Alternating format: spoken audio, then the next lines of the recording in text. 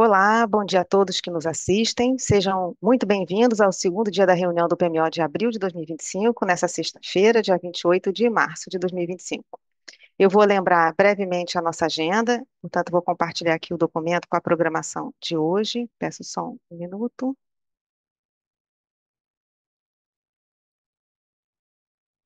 Acredito que vocês já estejam vendo a tela compartilhada. Seguindo a mesma dinâmica da reunião de ontem, teremos os trabalhos divididos em três blocos, com pausa de cerca de 5 minutos entre eles para envio de perguntas. Assim, detalhando esses blocos, vamos abrir o segundo dia com a apresentação da análise das condições hidrológicas e previsão de vazões de curto prazo. Logo após essa abertura e considerações iniciais, em seguida teremos a apresentação da representação das restrições médias do complexo Belo Monte Pimental no modelo D100. Faremos, então, a pausa de 5 minutos após essas apresentações e retornaremos com as respostas a eventuais questionamentos. E no próximo bloco, teremos a apresentação dos resultados do PMO de abril de 2025. Faremos mais um intervalo para envio de dúvidas e faremos, em seguida, um encerramento dos trabalhos desse PMO, previsto para ocorrer às 10h30 de hoje, com o compartilhamento da ata da reunião. Deixa eu parar aqui o compartilhamento. Antes de iniciarmos as apresentações, nós recebemos uma pergunta adicional ontem a respeito da previsão de carga, que nós entendemos oportuno trazer os esclarecimentos adicionais hoje. A gente poderia ter feito até a pedido do agente, que a gente poderia somente fazer essa análise posteriormente, né, responder posteriormente, mas acho interessante para compartilhar com todos aqui, esclarecer um pouco melhor o processo aqui de previsão de carga. A dúvida, as colocações foram do Humberto Moraes, da Prime Energy, e foram os seguintes. Sobre o efeito do feriado de carnaval na carga de fevereiro, entendo que o fato de o feriado ter ocorrido em março fez com que a carga de fevereiro atingisse valores maiores do que o esperado, caso o feriado tivesse ocorrido em fevereiro. O mês teve mais dias úteis que o normal. Nesse sentido, seria esperado que o feriado contribuísse para que a carga ajustada ficasse ainda menor, correto? Diante disso, gostaria de pedir apenas, se possível, eh, complementando a pergunta que ele tinha feito anteriormente ontem, fosse revisitada ou esclarecida, já que a resposta dada não explica o comportamento observado, no entendimento dele. Para esse questionamento, eu vou passar a palavra ao Douglas para ajudar a gente a responder. Bom dia, Douglas. Bom dia, Daniela, e bom dia a todos. Vou começar um compartilhamento aqui de 3 slides muito rápido, que eu acho que irá nos auxiliar nesse entendimento.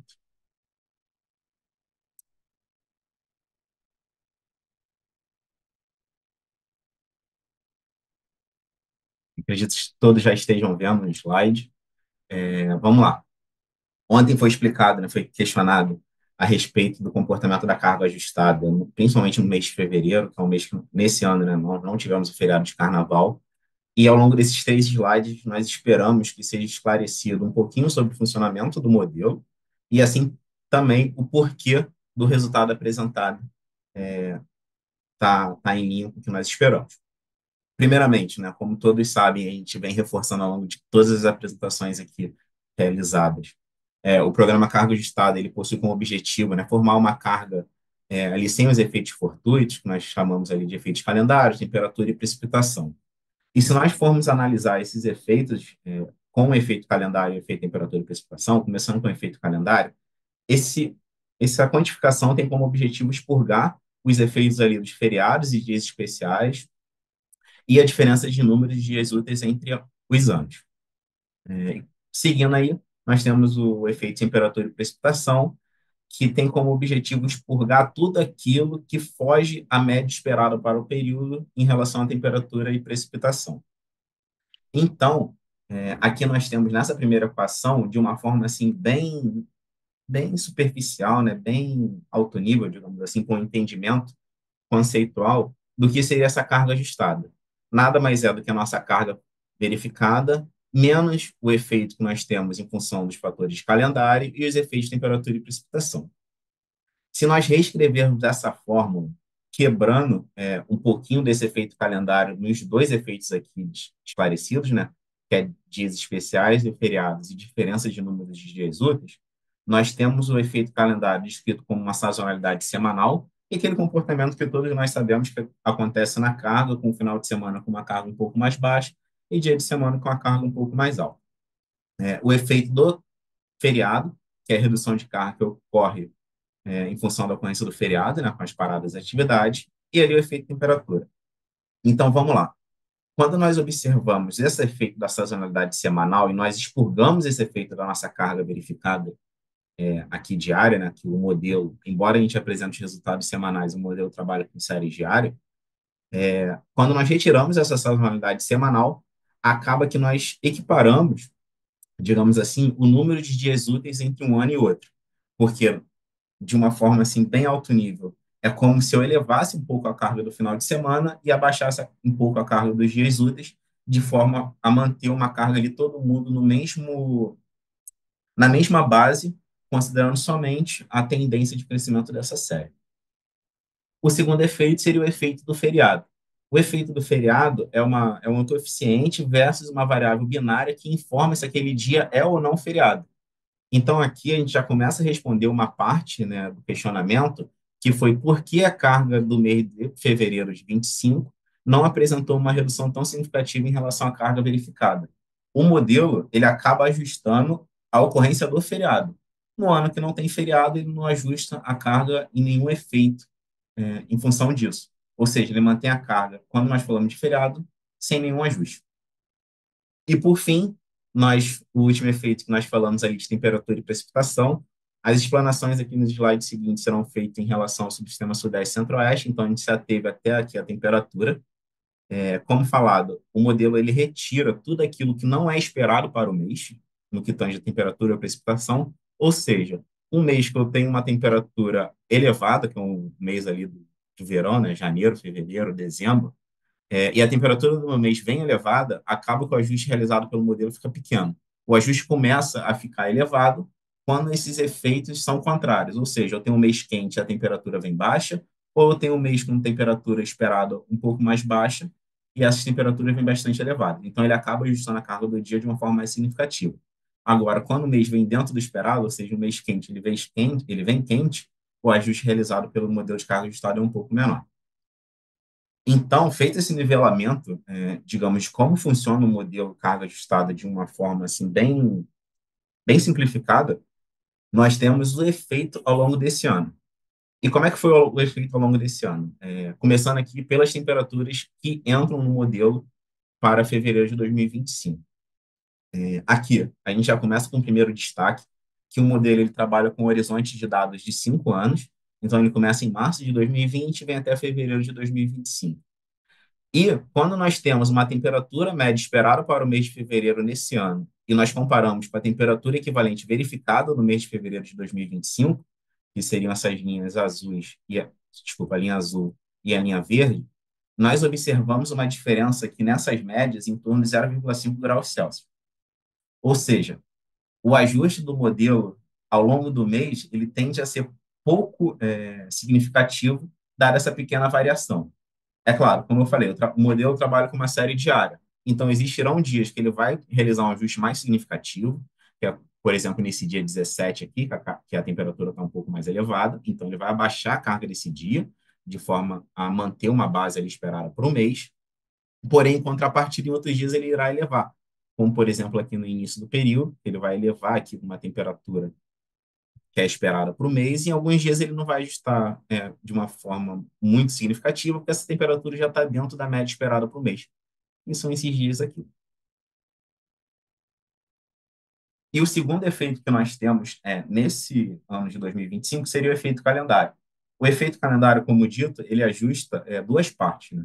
A primeira parte, ele ajusta ali a diferença de números de dias úteis, que é aquele ajuste quando a gente retira a sazonalidade presente dentro da semana. E o segundo ajuste é o comportamento do feriado, que a gente acaba subindo essa carga ali do dia, como se a gente expurgasse a ocorrência do feriado. Esse ano, acabou que nós não tivemos feriado nenhum no mês de janeiro, desculpa, no mês de fevereiro de 2025. Então, o ajuste no que tange ao feriado, ele não é realizado, ele só é realizado no ajuste na equiparação dos dias úteis. E acaba ficando com um montante também pouco significativo em relação ao total. Aqui nós quebramos a carga inicial, que é apresentada pelo modelo numa média mensal para o mês de fevereiro, cada um dos efeitos, calendário, temperatura, né, no caso aqui e aqui, e a carga ajustada. Como vocês podem ver e como esperado, esses efeitos são pequenos, porque na temperatura, a temperatura média do mês está dentro de uma temperatura média que o modelo espera, com uma pequena variação somente, e o efeito calendário ele só fez o ajuste ali da equiparação dos dias úteis. Então, quando nós juntamos esses dois efeitos aqui, em torno aí de 700 mega, mais ou menos, é o que nós observamos na redução de carga. E uma carga ainda está muito em linha com a outra. Então, por isso que essas duas taxas de crescimento apresentaram variações tão pouco significativas nesse mês de fevereiro. Se não me engano, a Marcela apresentou ontem de 0,4 a diferença. Aqui a gente termina a apresentação.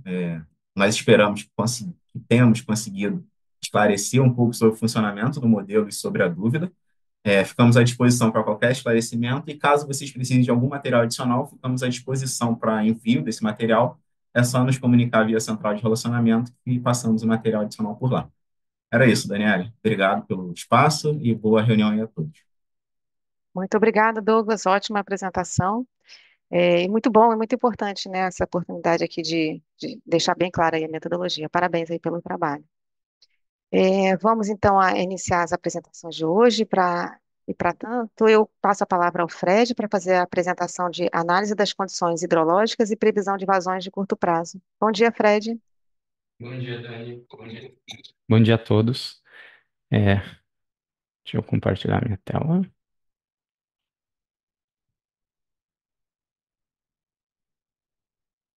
Então, vamos falar sobre a previsão de afluência aí para o PMO de abril.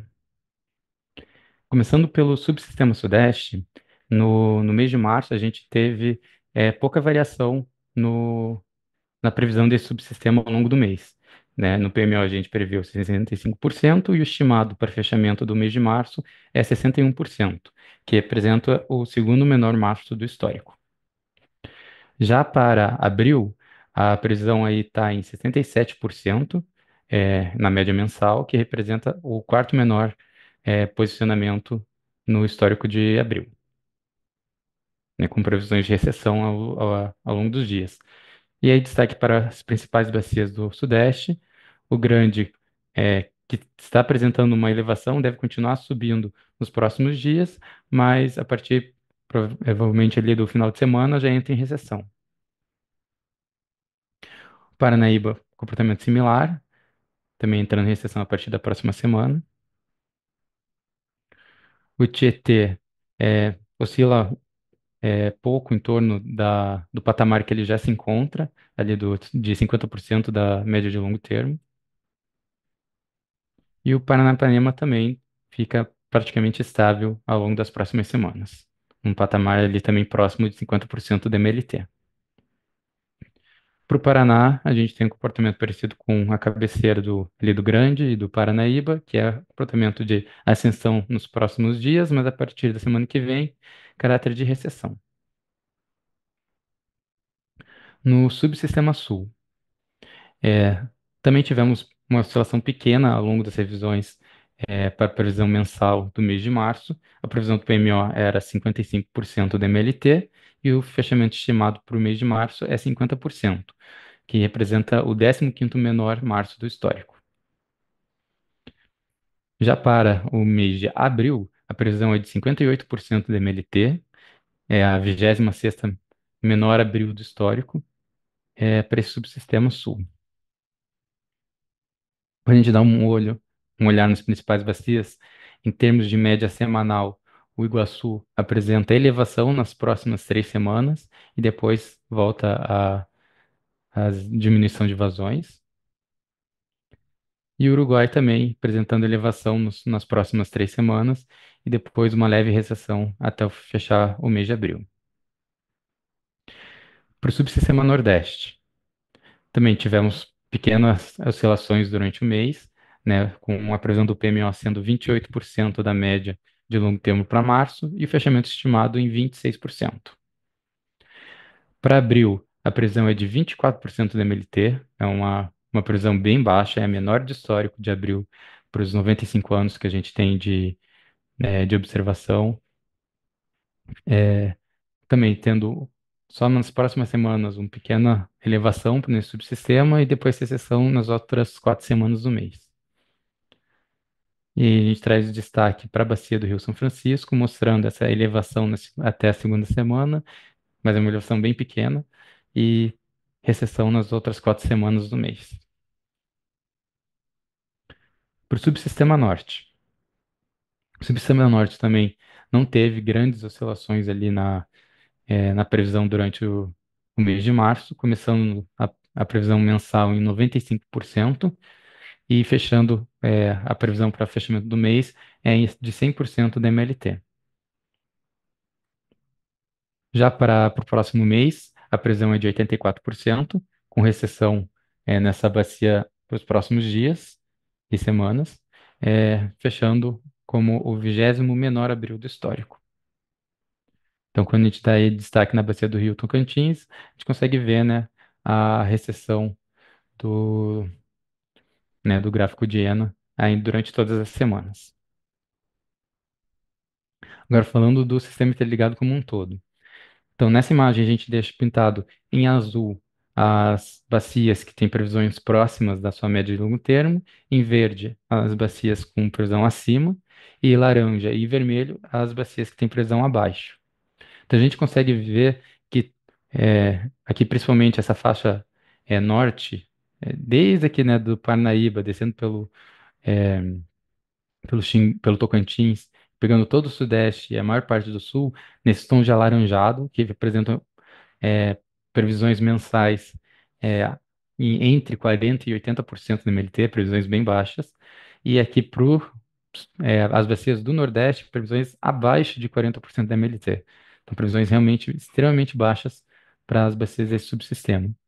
Só aqui no norte do país, né, o Xingu, o Tapajós e o Madeira se encontram ali próximo da média histórica, e aí as outras pequenas bacias ali do Amazonas com previsões acima do histórico, da média histórica. Então aqui a gente plota em porcentagem de MLT as previsões semanais de todos os subsistemas. Conseguimos ver que a maioria, aqui o Sudeste e o Nordeste, com projeções pequenas durante a semana, só que o Nordeste subindo para 30% na segunda semana, mas ainda assim uma previsão bem estável. O Norte apresentando recessão na maior parte das semanas e só se elevando a partir da quinta semana. E o Sul, o único subsistema que apresenta uma elevação durante o mês de abril, aqui na terceira semana. Mas é um destaque, né, porque todas as bacias com previsões abaixo da média. Então, aqui para a comparação de todas as previsões mensais para os subsistemas, mostrando que, né, nenhuma, também reforçando, né, que nenhuma está acima da média, e em destaque aí para o Nordeste, com as previsões mais baixas entre todos os subsistemas. Agora, falando um pouco sobre a geração de cenários do modelo GVASP, né? O modelo GVASP utiliza as previsões determinísticas para o mês de abril, né? Essas previsões que a gente acabou de ver para cada um dos subsistemas e para cada uma das bacias, e abre cenários de afluência para o mês de maio. São 50 mil ruídos gerados que são agregados em 193 aberturas. Então, para o Sudeste, a gente consegue ver que a maioria dos cenários se encontra aqui nessa faixa de 70% a 90% da MLT e logo após a faixa abaixo, entre 50% e 70%. Então, a maioria dos cenários também mais pessimistas. Para o Subsistema Sul, também a maioria dos cenários aqui na faixa, né, cerca de 40% dos cenários é, com patamares abaixo de metade da média de longo termo. Para o Nordeste, praticamente, né? E todos os cenários abaixo da MLT, mas a 95% deles abaixo de metade da MLT. Então, não só abril, mas também a gente espera que maio seja um mês bastante seco para esse subsistema. E para o Norte, a gente tem aqui a maioria dos cenários na faixa entre 70% e 90%, mas com é, uma parcela dos cenários, um terço aí dos cenários próximos da média. Então agora também quero apresentar os resultados do nosso estudo prospectivo com o modelo CFS. Então, esse estudo prospectivo a gente faz, né, com um modelo de mais longo prazo, para aí com as previsões chegando até o mês de outubro desse ano. Então, para o Sudeste, a média ali de todos os cenários se encontram em recessão. A gente consegue ver que o cenário mais crítico não está tão abaixo dessa média de cenários.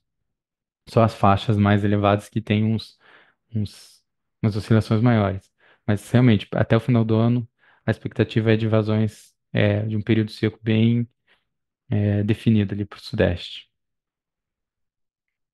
O Sul, as previsões são de ascensão ao longo desse ano, com é, a média de cenários mostrando mais água ali nesse mês de junho, e depois mantendo esse patamar é, até outubro. Para o Nordeste, a gente tem um pouco mais de incerteza nas previsões aí no mês de abril, né? A gente consegue ver que os cenários se abrem bastante nesse próximo mês, mas aí a partir de maio, os cenários convergem e não tem uma faixa aí de, de oscilação tão grande a partir do mês de junho, né? Com uma ENA média para esse cenário próximo ali de uns 2.000 megawatts médios.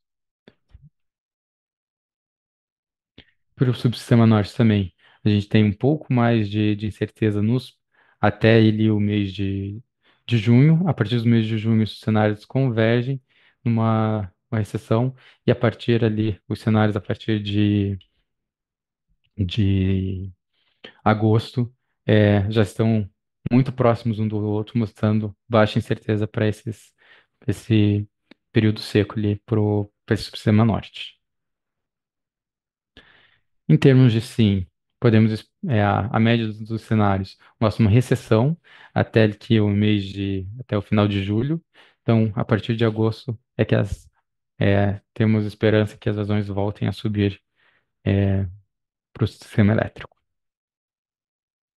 E aqui a gente tem um quadro comparativo mostrando, né, o primeiro quartil, mediana, terceiro quartil e a média histórica para todos os subsistemas e o sim. A gente consegue ver que para para o Sudeste, por sim, para o Norte, para o Nordeste, todos os cenários ali ficam abaixo, né, da MLT, só o Sul que apresenta um terceiro quartil acima da média histórica.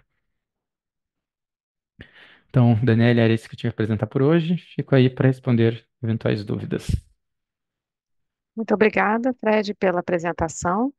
E já vamos aqui ao próximo item da nossa agenda, com a apresentação que será realizada pela Viviane sobre representação das restrições médias para a usina de Belo Monte e Pimental no modelo D100. Bom dia, Viviane. Bom dia, Dani, obrigada. Eu vou compartilhar minha tela aqui, então, só um segundinho.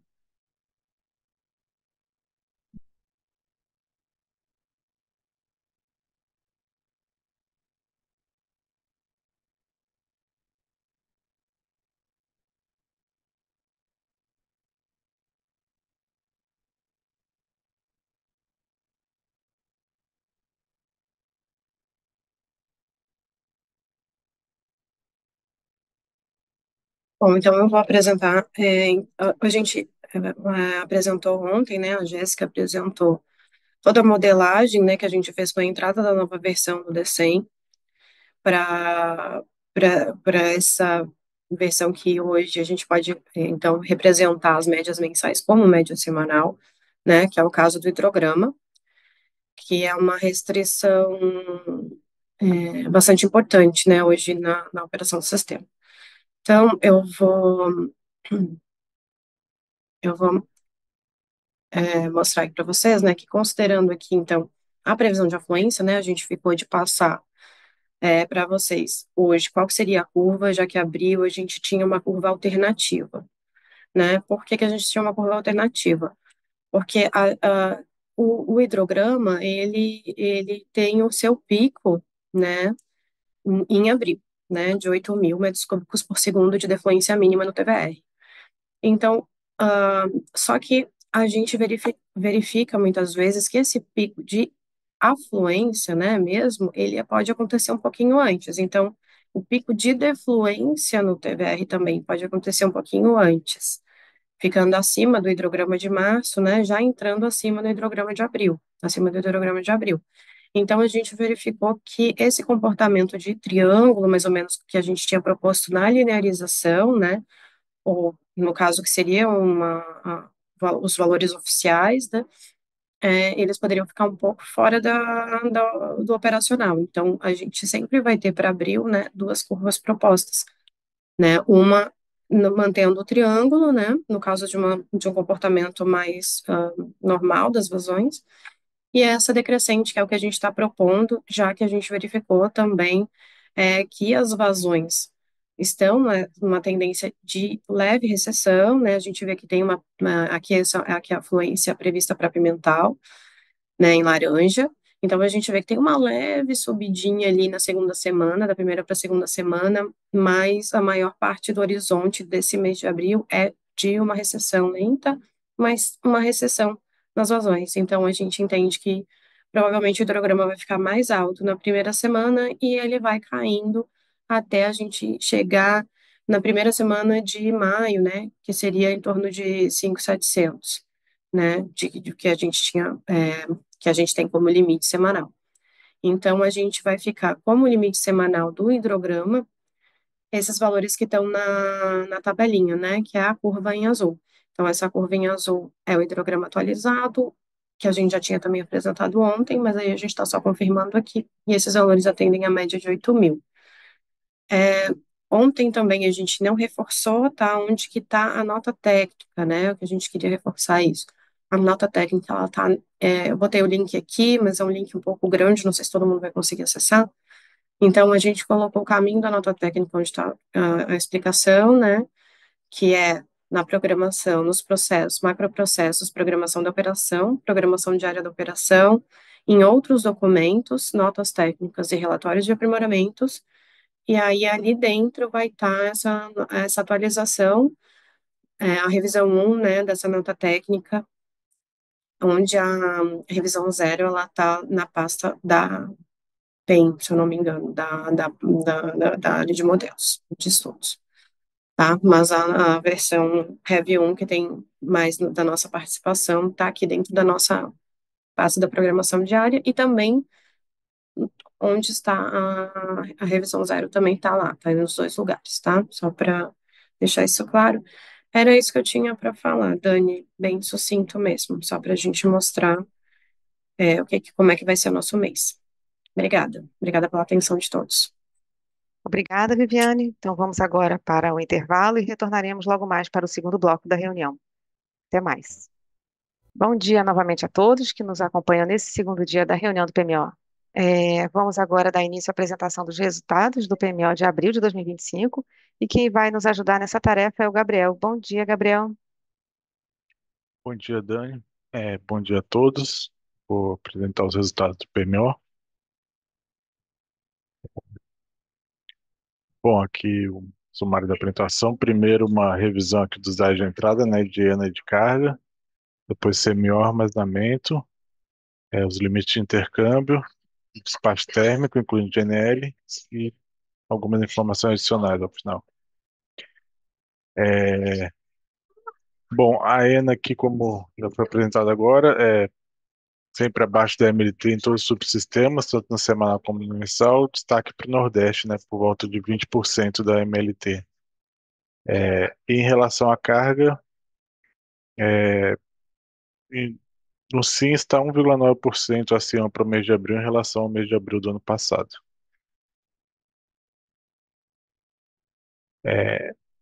Em relação aos resultados, os CMOs ficaram na primeira semana na média de R$ 245,08 para o Sudeste e R$ 246,64 para o Sul, e zero no Norte e Nordeste, em todos os patamares. Destaque aqui é que entre o Sudeste e o Sul, os CMOs estão iguais, exceto na carga média, que há uma pequena diferença, por volta de R$ 4.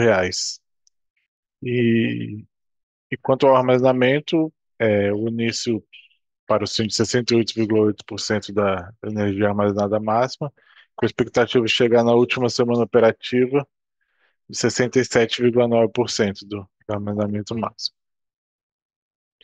E aqui mostra temos os limites de intercâmbio entre os subsistemas, e nesse gráfico indica quais os limites foram atingidos. Aqui na tabela temos os fluxos de intercâmbio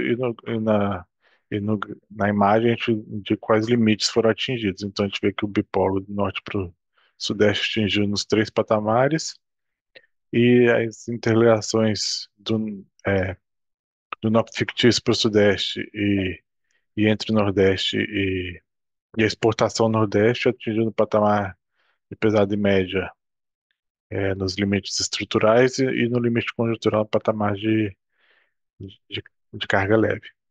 E entre Vaiporã para o sul, houve atingimento na carga média no limite conjuntural. Por isso, explica essa diferença de CMO na carga média. Em relação ao despacho térmico, tiver aqui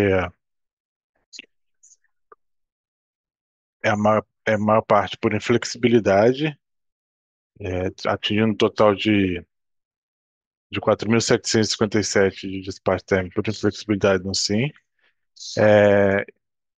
509 por ordem de mérito nos subsistemas Sudeste e Sul, e também 57 megawatts médios de despacho por restrição elétrica no subsistema Norte, totalizando 5.300 para a primeira semana operativa. Aqui nesse gráfico a gente detalha um pouco mais, não só o primeiro mês, mas também os cenários do segundo mês. Então temos que para o segundo mês, a gente no gráfico indica, além de todos os cenários, um box plot de todos os cenários, o valor mínimo e máximo para cada subsistema e para o SIM. Máximo e médio. Então a gente tem 2.300 para o Sudeste, a expectativa 2.354 megawatts médios. Para o Sul, 156. Para o Nordeste, 11 megawatts médios. E para o Subsistema Norte, 973 megawatts médios.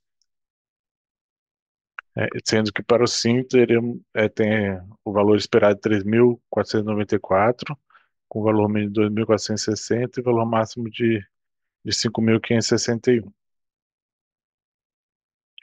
Em relação ao despacho de GNL para a semana que se inicia no dia 31 de maio, não há despacho antecipado para nenhuma das usinas da GNL, porque o benefício do despacho em todos os patamares de carga ficou abaixo do CVU das usinas. Então, diferentemente do que estava acontecendo nas 2 semanas anteriores, que houve despacho para Santa Cruz na carga pesada e média, né, na semana de 31 de maio a 6 de junho não haverá despacho antecipado para nenhuma usina.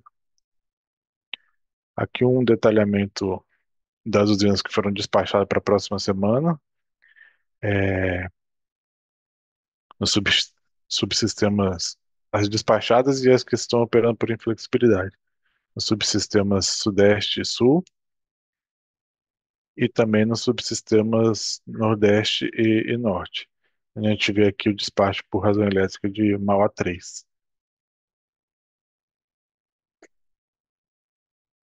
Para finalizar, reforçando aqui o que já foi apresentado ontem, o calendário dos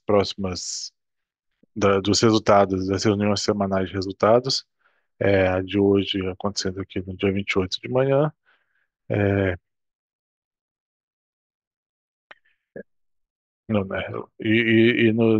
nas próximas sexta-feiras, dias 4 e dia 11 de abril, também serão publicados os resultados. E na revisão 3, chamando a atenção que será no dia 17, quinta-feira, por causa do feriado da Páscoa.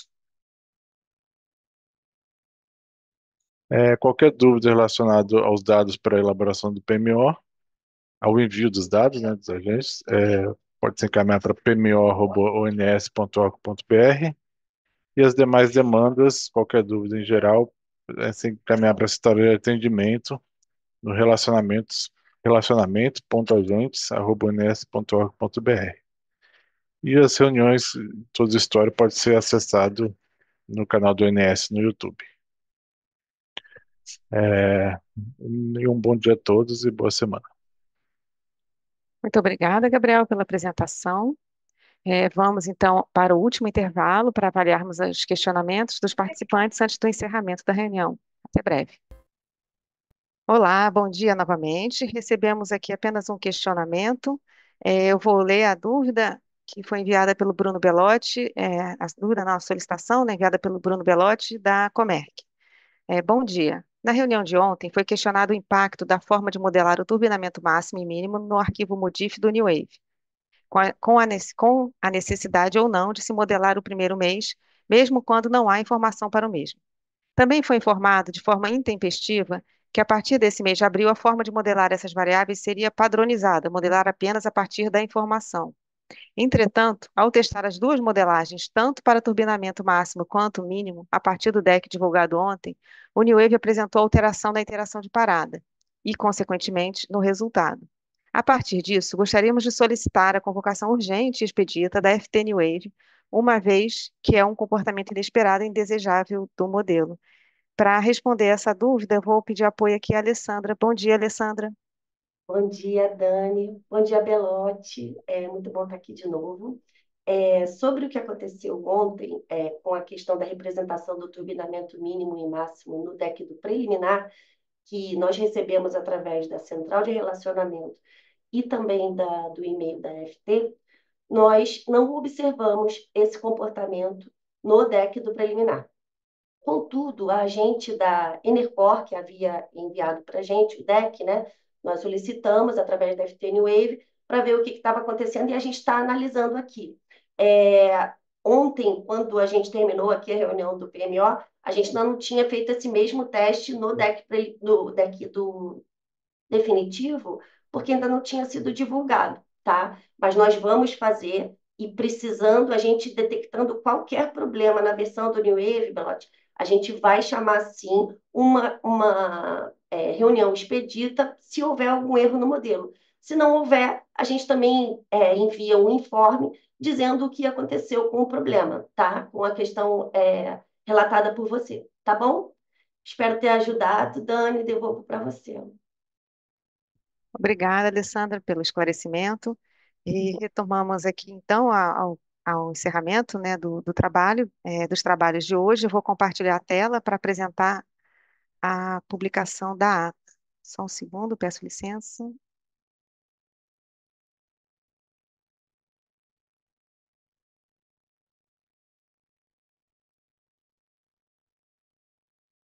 Acredito que já estejam vendo a minha tela. Então, só um segundo. Agora sim.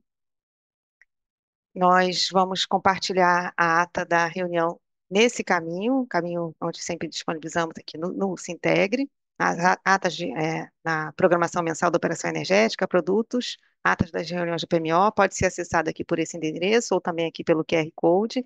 Este documento ficará disponível para contribuições até às 11h30 de hoje. Qualquer dúvida deve ser encaminhada para o e-mail pmo@ons.org.br. Lembrando também que todas as apresentações realizadas nos 2 dias de PMO serão publicadas hoje, bem como o vídeo da reunião, né, dos 2 dias de reunião, ficará disponível no canal do ONS no YouTube. Vou finalizar aqui o compartilhamento. Isso. Vamos aguardar, então, as contribuições até esse horário estabelecido, até 11 horas, para a gente poder finalizar, dar por encerrada a publicação da ata até 11h30. Bom, com a disponibilização da ata da reunião, as perguntas respondidas, podemos considerar a reunião do PMO encerrada. Agradeço a participação de todos que ficaram conosco nesses 2 dias e também as equipes do ONS Vox, e ontem a equipe da CCE, que esteve conosco. E assim, antes de encerrar, eu lembro que na semana que vem, na próxima sexta-feira, dia 4 de abril, às 15 horas, retornamos com as reuniões da programação, onde traremos as atualizações da revisão semanal do PMO. Bom, era isso que nós tínhamos aqui para o PMO de abril. Agradeço a presença de todos e até o próximo PMO. Bom dia a todos.